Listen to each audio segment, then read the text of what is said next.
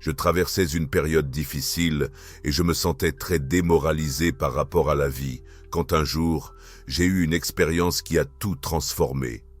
Soudain, je me suis retrouvé face à deux figures impressionnantes et, le cœur battant, j'ai décidé de les approcher. L'une d'elles s'est présentée comme Jésus et l'autre comme Métatron. « Bonjour Carmel, c'est bon de te revoir », ont-ils dit avec un sourire chaleureux. Cette salutation a profondément touché mon être et je n'ai pas pu retenir mes larmes. J'ai commencé à pleurer, tandis qu'une vague de douleur émergeait de ma poitrine. Je leur ai confié à quel point je me sentais triste et blessé, comme si la vie était excessivement dure et injuste envers moi. Ils m'ont écouté avec patience, me permettant d'exprimer tout ce que je gardais à l'intérieur. Ensuite, avec une sérénité apaisante, ils m'ont expliqué que je n'avais pas besoin de retourner sur Terre et que je pouvais choisir de rester morte si je le souhaitais. C'était une révélation surprenante. J'ai reconnu que j'avais un choix et que ma souffrance pouvait prendre fin là. J'ai ressenti une paix inexplicable, comme si toutes mes préoccupations et mes douleurs avaient été apaisées. Maintenant, découvrons l'histoire de Carmel Bell. Elle raconte qu'elle est morte et a parlé avec un ange, et cela a totalement transformé sa vie. Si vous ne vous êtes pas encore abonné, faites-le maintenant et activez la cloche de notification pour être informé des nouvelles vidéos. Maintenant, écoutons le témoignage de Carmel. Je m'appelle Carmel et pendant de nombreuses années, j'ai travaillé comme médecin en Australie. Il y a 15 ans, j'ai eu une expérience de mort imminente, au cours de laquelle j'ai effectivement été déclarée morte et je suis restée morte pendant environ 1 heure. J'ai été réanimé par l'équipe d'ambulance après 47 minutes d'efforts acharnés. Pendant ce temps, je me suis trouvé dans un endroit totalement différent, interagissant avec plusieurs personnes. Le 14 février 2009, j'ai assisté à un mariage où ma cousine se mariait avec son fiancé. Je me suis beaucoup amusé lors de cet événement et en rentrant chez moi avec mon mari, nous nous préparions à nous reposer car il était déjà très tard. En me couchant, j'ai ressenti une étrangeté, bien que je ne présentais aucun signe physique, c'était plus un sentiment d'ordre spirituel et émotionnel. À peine allongé, je me suis endormi rapidement, ce qui m'a ravi, car j'ai souvent des difficultés à dormir. Soudain, je me suis rendu compte que j'étais éveillé, mais les yeux encore fermés, sentant mon corps se balancer d'un côté à l'autre. Je me suis levé, confuse, me demandant pourquoi j'étais sorti du lit. En ouvrant les yeux, j'ai constaté que j'étais toujours dans ma chambre, qui restait sombre, à l'exception de la lumière d'une horloge. J'ai vérifié l'heure, il était environ 3 heures du matin. En regardant vers le bas, j'ai remarqué un corps allongé dans mon lit, dans la position habituelle, mais avec les yeux partiellement ouverts. En observant ce corps pendant 1 ou 2 minutes, j'ai réalisé qu'il s'agissait de moi. J'observais mon propre corps allongé, ce qui m'a semblé extrêmement inhabituel. Cette expérience ne ressemblait pas à un voyage astral, quelque chose que j'avais déjà vécu et dont je savais qu'il était plus déroutant. Cette fois, la vision était claire, comme si j'étais face à face avec moi-même. Je me suis demandé ce que je devais faire, me demandant si j'étais vraiment morte, car je ne ressentais pas cela. J'ai décidé d'essayer de retourner dans mon corps, en me couchant sur lui, comme si j'étais simplement assise sur le lit, mais je me suis retrouvée à côté du lit. J'ai répété l'essai 1 ou 2 fois de plus, obtenant le même résultat, et j'ai réalisé que je ne pouvais pas me réintégrer dans mon corps. Il semblait que quelque chose bloquait. Désespéré, j'ai réfléchi à ce que je devais faire ensuite. Je n'étais pas prête à accepter que j'étais morte, et mon mari dormait toujours paisiblement à mes côtés. J'ai décidé de le réveiller, en me déplaçant vers son côté du lit pour le secouer, mais en vain.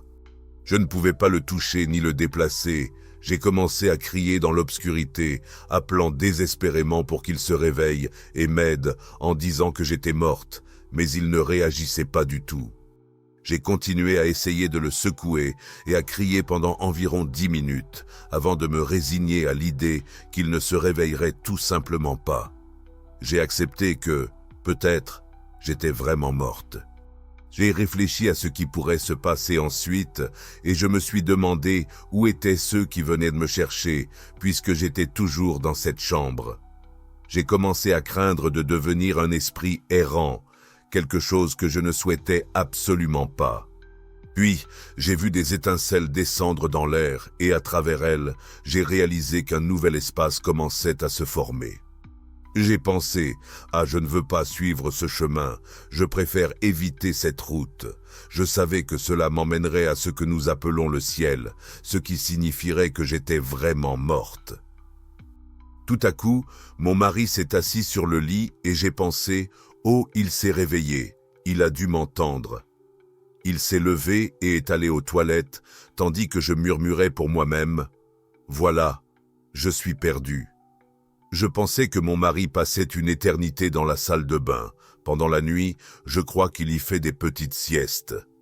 Résigné, j'en suis arrivé à la conclusion, c'est fini, je suis définitivement morte. Quelques minutes plus tard, il est revenu, a sauté sur le lit, m'a embrassé sur la joue et, s'asseyant à nouveau, a demandé « Carmel, qu'est-ce que tu as fait en allumant la lumière ?» Il a pu voir mon visage triste et silencieux, car j'étais clairement sans vie.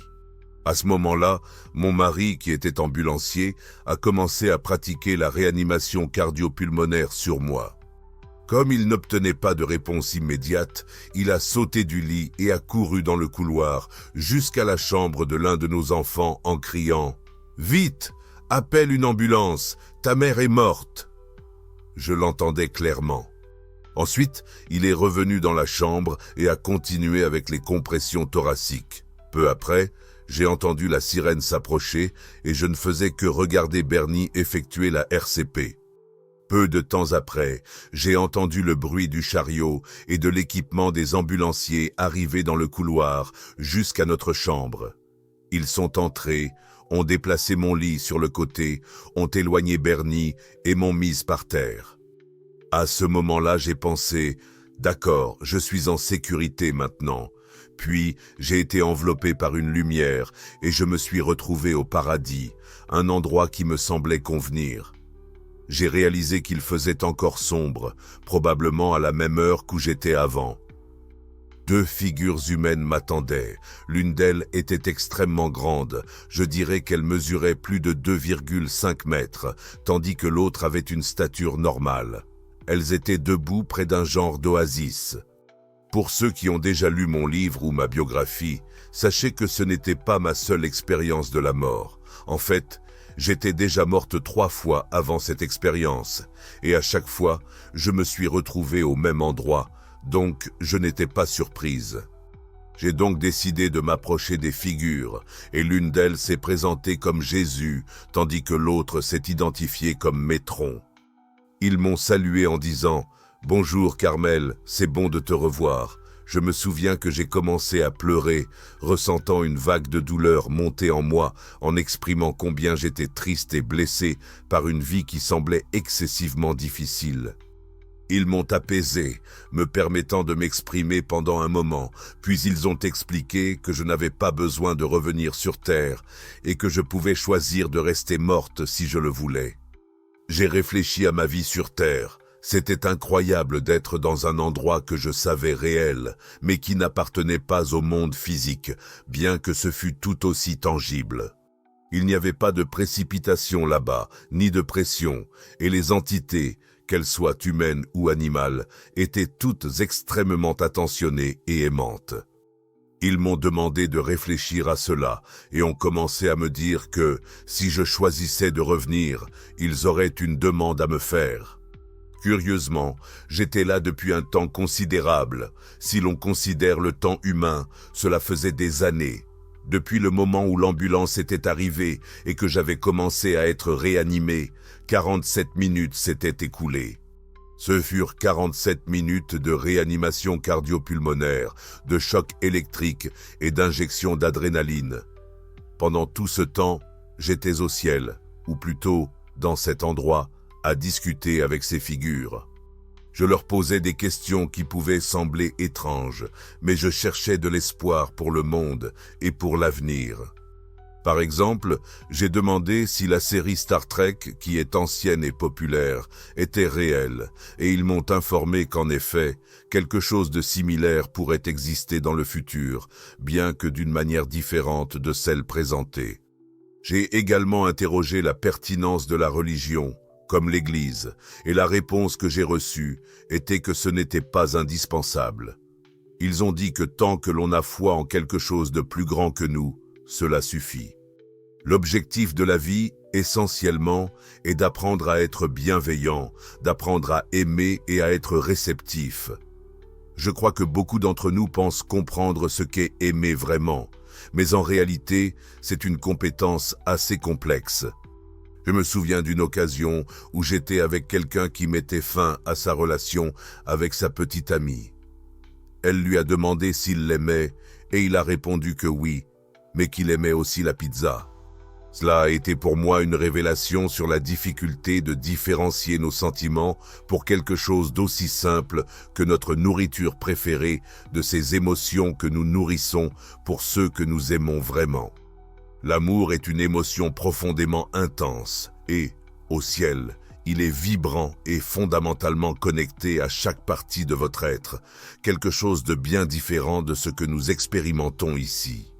Métatron et Jésus ont fait preuve d'une immense compassion face à toutes les difficultés que j'avais rencontrées jusqu'à ce moment-là. Il est important de mentionner que mon parcours n'a pas été conventionnel. Je suis médecin intuitive, un métier où j'utilise mon intuition pour aider à guérir des problèmes de santé. C'est un domaine peu exploré et souvent incompris par la majorité des gens. En m'aventurant dans cette aventure, j'ai rapidement réalisé que c'était un territoire solitaire, avec peu de collègues partageant la même pratique. Ce manque de compréhension générait un isolement social considérable. La rencontre avec Métatron et Jésus a transformé ma vision. Ils n'ont pas seulement reconnu mes combats, mais m'ont aussi donné la liberté de choisir mon chemin, m'apportant réconfort et une nouvelle perspective sur le but de la vie. Des amis de longue date ont commencé à s'éloigner, hésitant même à laisser leurs enfants jouer avec les miens. Le poids de ces jugements a été douloureux et a laissé des marques émotionnelles profondes, faisant de cette période l'une des plus difficiles de ma vie. Cependant, lors de mon expérience transcendante, j'ai senti qu'en revenant sur Terre et en poursuivant mon travail avec les énergies curatives, les perceptions des gens changeraient progressivement. La vision de Métatron et Jésus concernant ma mission était claire. Il y avait un but plus élevé à atteindre et une acceptation progressive que la société devait vivre. Depuis l'événement de ma mort, qui a eu lieu il y a exactement 15 ans, j'ai pu observer une lente transformation dans l'acceptation de ces pratiques alternatives. Le préjugé initial a cédé la place à une curiosité et, dans de nombreuses situations, à un respect renouvelé pour mon travail. Ce processus de changement n'a pas été simple ni rapide. Il a exigé non seulement de la persistance dans ma pratique, mais aussi un effort continu pour éduquer et éclairer les autres sur les bénéfices et la légitimité de la médecine intuitive. J'ai toujours tenté de maintenir ma dignité et de continuer à offrir du soutien à ceux qui cherchaient de l'aide, même face aux barrières imposées par le scepticisme et la méfiance. À de nombreux moments, je me suis demandé si cela valait la peine de poursuivre ce chemin solitaire. Cependant, les mots d'encouragement et la compassion manifestés par des êtres aussi élevés que Métatron et Jésus pendant mon expérience de mort imminente ont réaffirmé ma conviction que je suivais la bonne voie. Ils m'ont appris que la véritable guérison va au-delà de l'aspect physique, atteignant les couches les plus profondes de l'humain, et que ma mission englobe bien plus que l'acceptation sociale. Il s'agit de contribuer au bien-être et à l'évolution spirituelle des personnes. Maintenant, en regardant en arrière, je réalise que mon parcours a non seulement forgé mon caractère et renforcé ma résilience, mais m'a aussi permis d'être une pionnière dans un domaine qui, au fil du temps, a gagné en reconnaissance et en respect. Ce changement de mentalité n'a pas été seulement une conséquence du temps, mais le résultat d'un effort intense et de beaucoup de dévouement, tant envers ma pratique qu'à mes patients. Cette phase de ma trajectoire, bien qu'elle ait été pleine de défis, a également été un voyage d'apprentissage profond et d'histoires personnelles et professionnelles significatives. L'acceptation croissante de la médecine intuitive est une preuve non seulement de mon combat personnel, mais aussi de l'évolution des mentalités et du domaine de la médecine en général. Pendant que je restais là-haut à parler avec ces entités, j'étais consciente que mes guides spirituels, Pierre et Irune, qui m'aident lors des consultations, étaient également là. J'ai passé du temps à parler principalement de moi et de la manière dont je gérais les moments de colère ou de déception. Au fil des ans, j'ai compris que la véritable essence de la vie repose véritablement sur la bonté et l'amour. Finalement, Jésus m'a affirmé que si je voulais revenir, je devais le faire immédiatement, sinon il serait trop tard. Ainsi, je leur ai dit au revoir et je suis revenu dans ma chambre, où j'ai réalisé que les secouristes s'efforçaient encore de me réanimer. Ils étaient presque sur le point d'abandonner. J'ai vu quand ils ont échangé des regards, et l'un d'eux a demandé à l'autre combien de fois ils avaient déjà essayé. L'autre a répondu qu'il pensait avoir épuisé toutes les tentatives.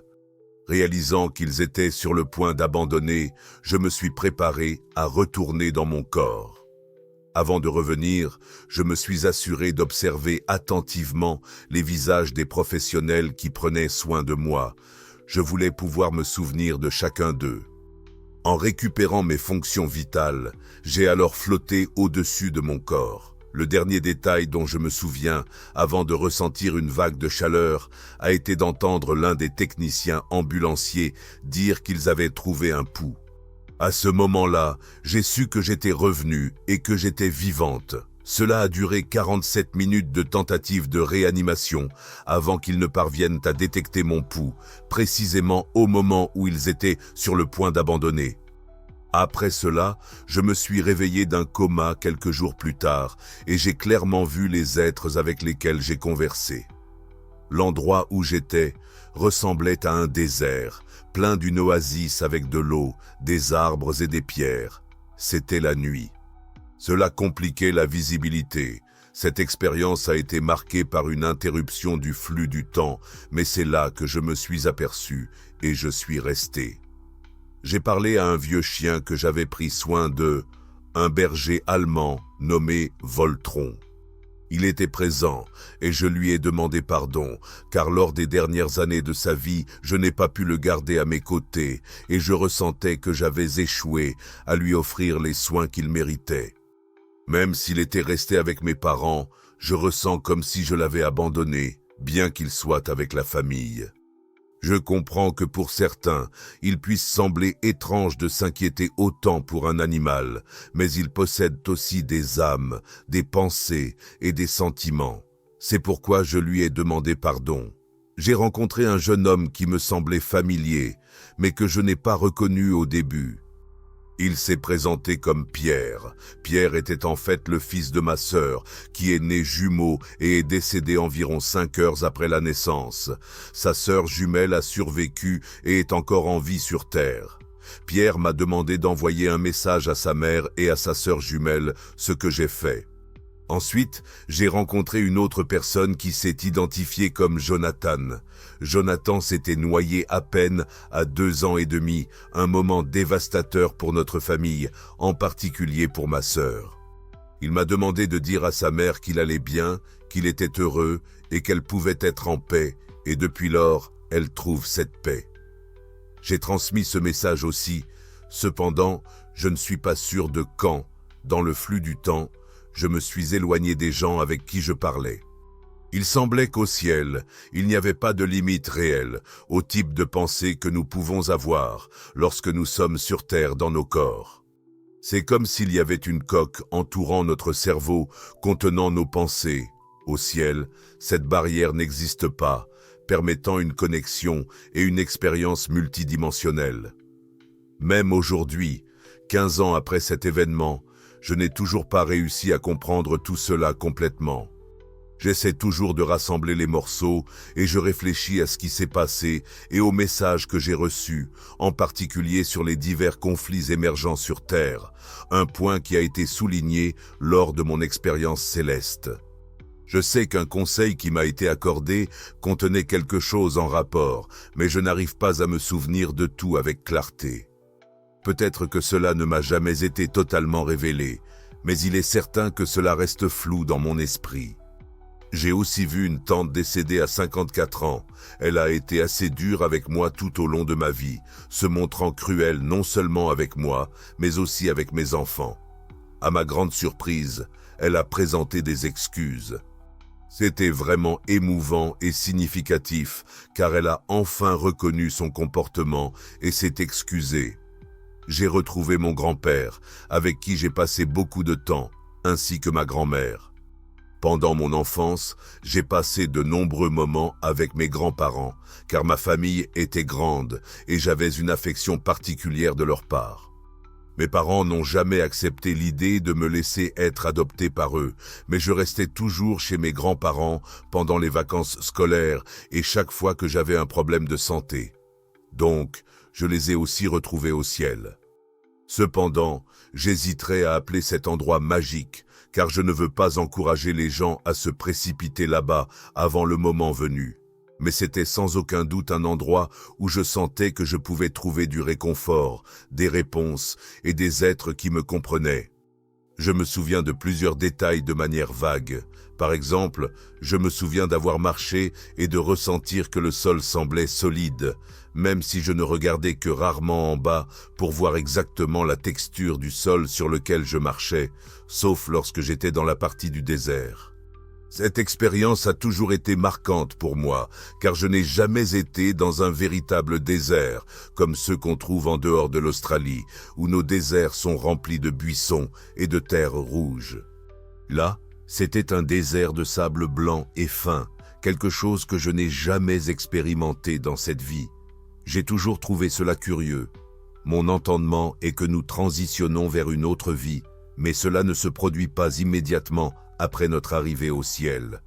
Le ciel est un endroit où nous allons pour guérir et nous restaurer.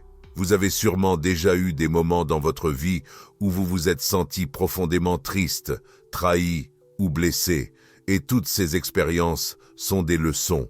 Lorsque vous accumulez, disons, 70, 80 ou même 90 de ces leçons, elles peuvent entraîner des surcharges et de la colère dans mon travail. J'ai réalisé que les traumatismes qui nous affligent ou nous rendent tristes ou irrités ont le potentiel de provoquer des maladies et de la disharmonie dans notre corps. En examinant la vie d'individus ayant souffert d'un cancer du poumon, par exemple, j'ai noté qu'il existe de nombreuses similitudes entre eux, tout comme parmi ceux qui souffrent de maladies mammaires ou gastriques. Au cours de ce voyage transcendant, une vérité profonde s'est révélée à moi. Le corps humain est en réalité un récipient temporaire, un vêtement éphémère qui abrite quelque chose de beaucoup plus durable et profond, notre véritable essence, l'âme. Cette compréhension est venue à moi comme une épiphanie, où j'ai réalisé que notre âme s'écoule constamment, ne se limitant pas à un temps ou un espace unique. Elle suit un chemin qui dépasse les limitations de la vie et de la mort, migrant d'une existence à une autre, prenant toujours un nouveau corps physique qui convient mieux aux leçons qu'elle doit apprendre et aux défis qu'elle doit relever. Dans l'une de ces révélations, j'ai compris que le choix d'une nouvelle famille et d'un nouveau contexte de vie ne se fait pas de manière aléatoire, mais résulte d'une sagesse infinie de l'âme, qui choisit soigneusement un environnement qui offrira les conditions nécessaires à son développement et à son évolution. Que ce soit au sein d'une famille riche et privilégiée, où l'abondance matérielle enseigne la générosité et la responsabilité, ou dans un contexte de pauvreté extrême, comme dans des régions vulnérables d'Afrique, où la lutte quotidienne pour la survie offre des leçons sur la résilience, la communauté et la valorisation de la vie dans ses formes les plus simples. Chaque corps que nous habitons est choisi avec précision pour aligner les expériences que nous devons vivre. Cette forme devient un répertoire de toutes ces expériences, conservant chaque joie, douleur, réussite et échec, semblable à une toile vierge qui se remplit peu à peu des couleurs et des formes de nos vécus. Le corps physique reflète les nuances du voyage de l'âme. Je visualise l'immensité d'un paysage africain avec ses vastes savanes et un ciel étoilé. Imaginez un enfant qui naît dans ce milieu, apportant chaque jour des défis exigeants, mais aussi des moments de joie authentiques, comme la simplicité d'un sourire partagé, la gratitude pour un repas et la solidarité en temps de besoin. Ces expériences, malgré les difficultés, regorgent de leçons sur l'essence de l'être humain. D'un autre côté, j'imagine un scénario de splendeur, peut-être dans une métropole vibrante comme New York ou Dubaï, où des gratte-ciel se dressent à l'horizon et où la technologie imprègne chaque aspect de la vie. Dans ce contexte, un enfant peut saisir la complexité des relations humaines dans un monde où le matériel éclipse souvent le spirituel, affrontant le défi de trouver un sens et un but au-delà de la simple accumulation de biens. Dans les deux cas, l'âme trouve un sol fertile pour nourrir les vertus indispensables à son voyage. À travers les épreuves de la vie, on apprend à apprécier l'interconnexion avec les autres et à comprendre que nous faisons tous partie d'une tapisserie beaucoup plus vaste et complexe. Ces réflexions me conduisent à considérer la nature cyclique de l'existence. Tout comme les saisons suivent un cycle éternel de naissance, de croissance, de déclin et de renouvellement, le voyage de l'âme est également un biais continu de renaissance.